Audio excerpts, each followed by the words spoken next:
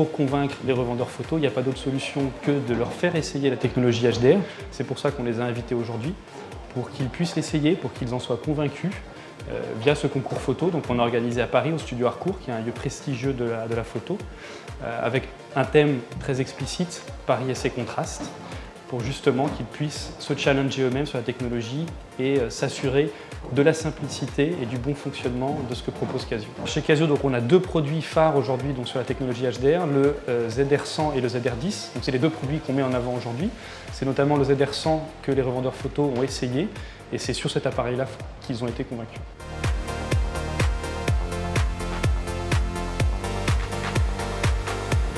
C'était important pour nous d'avoir une caution externe à Casio, que ce ne soit pas Casio qui prenne la parole, mais quelqu'un d'indépendant. Et c'est pour ça qu'on a fait venir Jean-Marc Lubrano.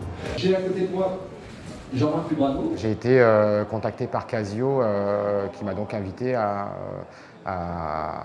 réfléchir et à réaliser une série avec donc, le ZR100 pour la sortie de ce nouvel appareil. Je suis photographe depuis une vingtaine d'années environ, photographe professionnel, autodidacte. J'ai commencé la photo en faisant des photos de concert. Je suis parti m'installer aux États-Unis, à San Francisco plus précisément, en 1998, où j'ai réalisé mes premières campagnes publicitaires, travaillé dans le milieu du corporate. Et je suis rentré en France en 2005 et où je continue à travailler dans la publicité, corporate et pour les magazines. Amusé, oui, je me suis amusé avec le HDR Art. J'ai trouvé ça très sympa parce qu'il y a un parti pris artistique, un petit peu à la Warhol, où sur des scènes hyper colorées, sans passer par le filtre Photoshop en post-prod, on peut arriver déjà instantanément à sortir des images avec un parti pris super coloré. Et ça m'a beaucoup amusé. Pour ce qui est du mode HDR, j'ai plutôt été bluffé, quoi.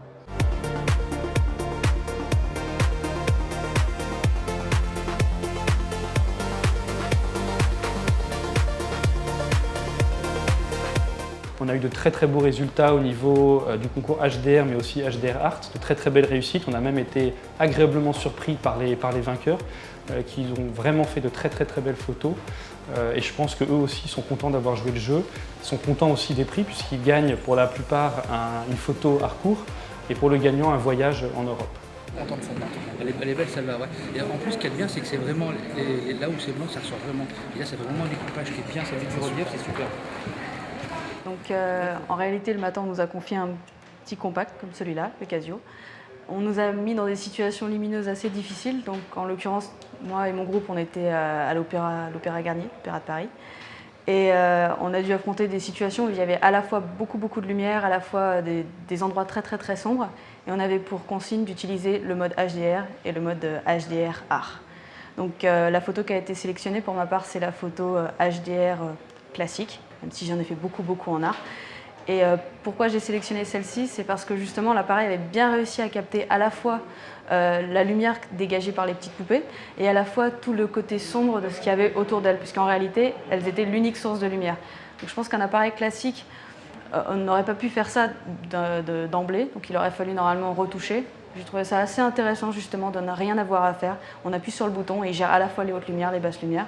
Ça se faisait très bien en post-traitement, mais ça imposait un bracketing. Et ensuite, il fallait retoucher les images, les mettre les unes sur les autres et il ne fallait surtout pas bouger. Là, l'avantage, on appuie sur le bouton, il fait ses 3 photos et il le fait tout seul. Alors, de ce qu'on a pu ressentir aujourd'hui, les résultats sont plutôt positifs puisqu'ils ont été convaincus.